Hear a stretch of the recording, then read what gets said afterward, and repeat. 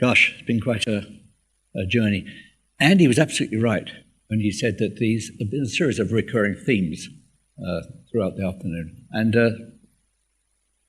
that's been a very, very pleasant surprise. On the other hand, maybe it's just a very useful thing. I mean, one thing I would say, if there are extraterrestrials out there who in the next dozen years we can find who will come here and sort out all our problems, then everything I have to say in the next 12, 13, 14 minutes is rubbish. Because it'll all be sorted out for us, and I will have created far too much concern and worry, and it won't be justified. I also want to make the point, this is a youth TED, and I'm principally wanting to talk to, obviously, the young people here. This is my third TED talk, not to compete with Andrew. The first one was on trust in the media in 2012. That's got almost 1 million hits, which proves how absolutely useless the entire process is, because nothing's altered with trust in the media. If anything, it's got significantly worse. But the truth is today, if I can just influence 1 or 2 or 3 young people to kind of go with me on my little mini journey, it'll be more than worthwhile. So the title I've chosen is What Makes a Nation Great? Kind of obvious in a way. It's people and its values, and their sense of shared history and their shared future. Rather like actually a great school like this. Its sense of values, its sense of what it's about. Start with this. I don't often quote Leon Trotsky, but he's precisely correct here. You may not be interested in talking about the future. As Andy talked about, we need to be, because the future is going to be very, very interested in talking to us. This is an inescapable reality. You can't get away from it. The future is ours, and it's our job to try to shape it. I've got someone I admire greatly, Tom Friedman, who's a journalist with the New York Times. A few years ago, Tom said this: how we make the transition to a stabilized and still prosperous relationship with the earth and each other is surely the story of our time. I believe that to be profoundly true. It is the story of our time, and it is also the great challenge for ourselves and everyone, really, in a sense we know. It's particularly a challenge for this great nation, because this great nation does have serious dangers attached to it. And the purpose of a great nation, the people who lead a great nation, is to look after all of its people, especially those who need looking after the most. You just saw a brief animation about the Earth. Well, the truth is, we live on a single planet, and I think that's going to remain that way certainly during the rest of my life. But we unfortunately, whoops, not supposed to happen. There we are. Sorry, there. But we are unfortunately using the resources of 5 planets. Every single day, we utilize the resources of 5 different planets to feed our needs on this one. And the truth is that every single signal that nature is sending us is negative. Everything that we know about what's happening to our planet is negative. There's not one single piece of, I would call, reasonably good news. And that's very, very troubling. Alerting the world to the likely impacts of climate change is, in my view, and here I'm talking very much to those young people, is, in my view, the great challenge of your lives. It is actually to you what the civil rights movement was to my generation. Someone touched on earlier about President Kennedy. President Kennedy's assassination was the turning point of my life. It was devastating, and yet at the same time, it made you realize that you had to get off your ass and get cracking, that life was not going to solve itself. Now, the Earth's habitable atmosphere is only 10 kilometers deep. It's that very, very, very thin line that surrounds our planet. And every single day, we're damaging and reducing that 10-kilometer thin line. And it's that line that supports every single thing on Earth. There is nothing on Earth that isn't reliant on that thin atmosphere for its survival. Several years ago, several people said the same thing. Actually, Bill Clinton was one. That the very first step in solving a problem is to recognize there actually is one. And I'm not absolutely convinced in my own mind that we have sufficiently recognized the depth or the severity of the problem we're facing. Vietnam, unfortunately, is particularly vulnerable particularly to the impact of climate change through sea rises, the possibility of sea rises, and the issues relating to food security. So Vietnam is a very interesting model of where action needs to take place, and indeed, in some senses, is beginning to take place.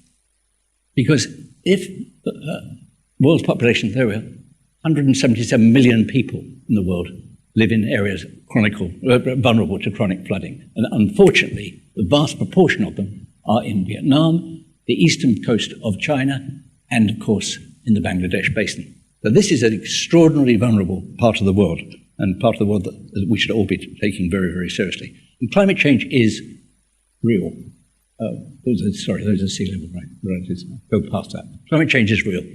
And the really troubling thing for me, who genuinely loves this country, I've spent a lot of time here in the last 6 or 7 years, really troubling thing is we could possibly see a resurgence of something which haunted my 20s and 30s, which was the boat people. We could see a serious situation with refugees fleeing from floods and fleeing indeed possibly from food shortages, hitting the high seas. And that would be beyond troubling, certainly for me and my generation. A few years ago, do you remember the financial crash of 2008? Some of you will remember. The US Secretary of State said something that I will never forget. He said that change takes longer than you expect, but when it does occur, it happens faster than you ever believed possible. He was talking about the fact that in 2005 and 6, they knew the global economy was in trouble.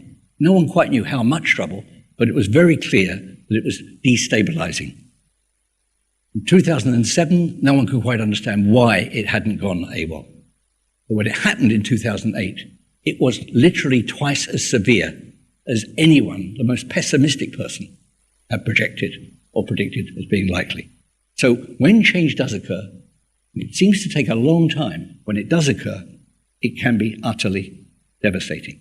Two rather complicated charts, I apologize for these, but what's important is that these come from the ministry here in Vietnam, is that Vietnam is already tending to see annual increases, every one of you will know this is true, increases in temperature, that the stability and regularity of climate events is becoming more and more irrational, and that extreme drought events, very, very troubling in terms of, as it were, the rice basket of Europe, of Asia. Drought events are becoming significantly more frequent. There's a professor at Nanyang University who said this the other day, and I pulled this out of a newspaper. No nation, large or small, rich or poor, will be immune for the impact of climate and environmental change. Of the 28 planning schools, these are schools that plan what's happening in the future in Southeast Asia, none has a teaching program on climate change. Education for climate change is urgently required. Ian at BVIS today told me that in fact there are classes within BVIS that are addressing this, and I'm sure that's true of this, in this school. But nothing like enough, nothing like a sense of urgency that we're going to need. And here again, I'm talking to the very youngest people here. You're going to have to be the generation that sorts this out. Because my generation, and I say this with great humility and sadness, has horribly let you down. You're going to have to sort out this enormous problem. And as we used to say in the 1960s, you're either going to be part of the solution or you're simply another part of the problem. And that can't be allowed to happen.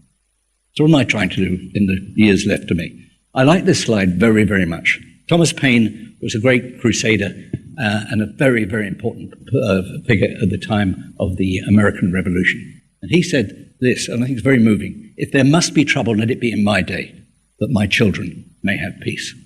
I think it's probably too late for my generation to offer you that, but it isn't too late for many, many people 20 and 30 years younger than me to address this issue in terms of their children and their grandchildren living in peace.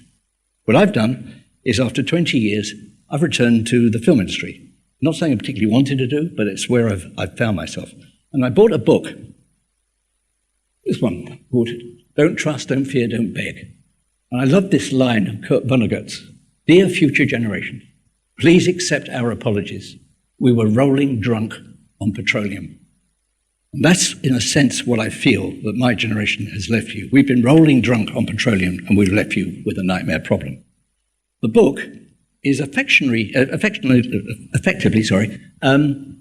diary. It's the diary of what happened when a group of Greenpeace protesters, 30 of them, attempted to get onto a Russian oil rig to stop it producing oil in the Arctic. You heard earlier about the importance of the Arctic and why the Arctic's environment is particularly vulnerable and particularly important to us. This is the Arctic 30 themselves, a pretty ragamuffin group.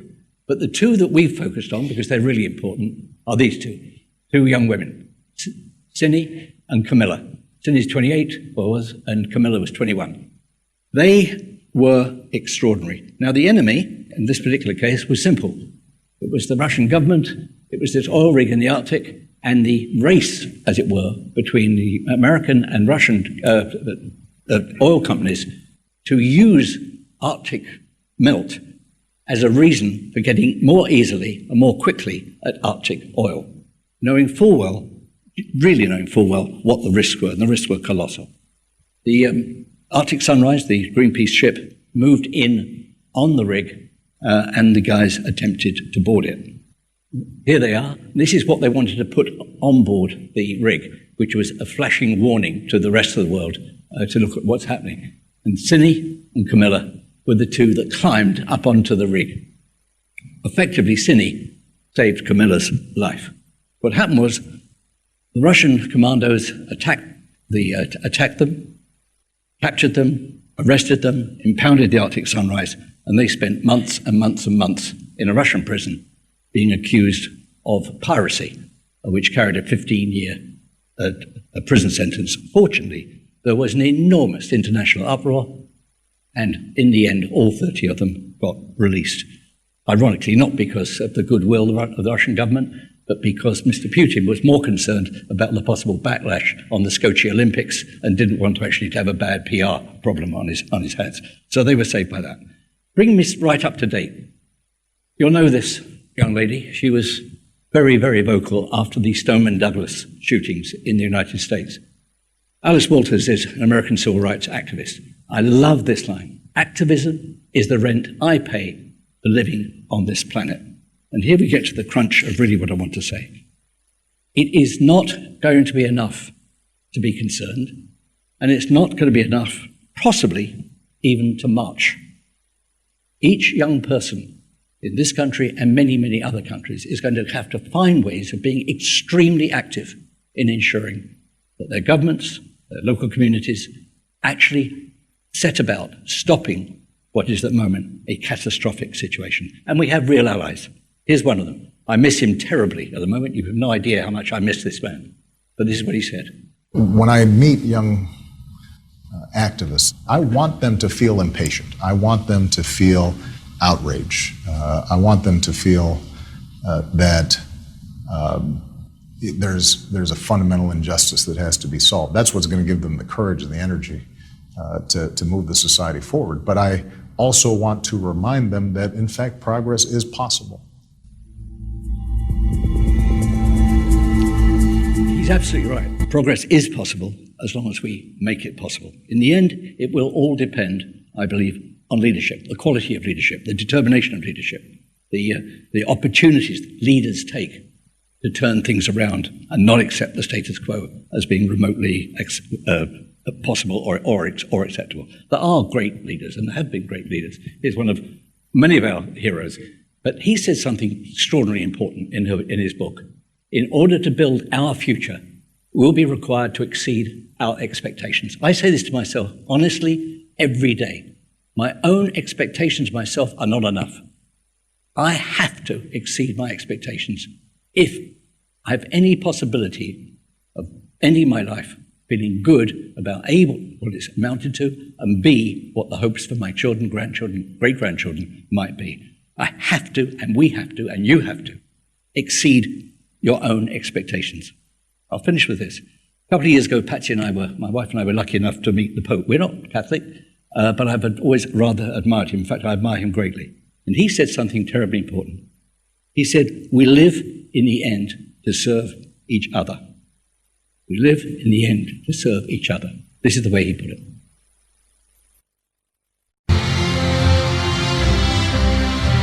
Ricordatevi bene, chi non vive per servire non serve per vivere.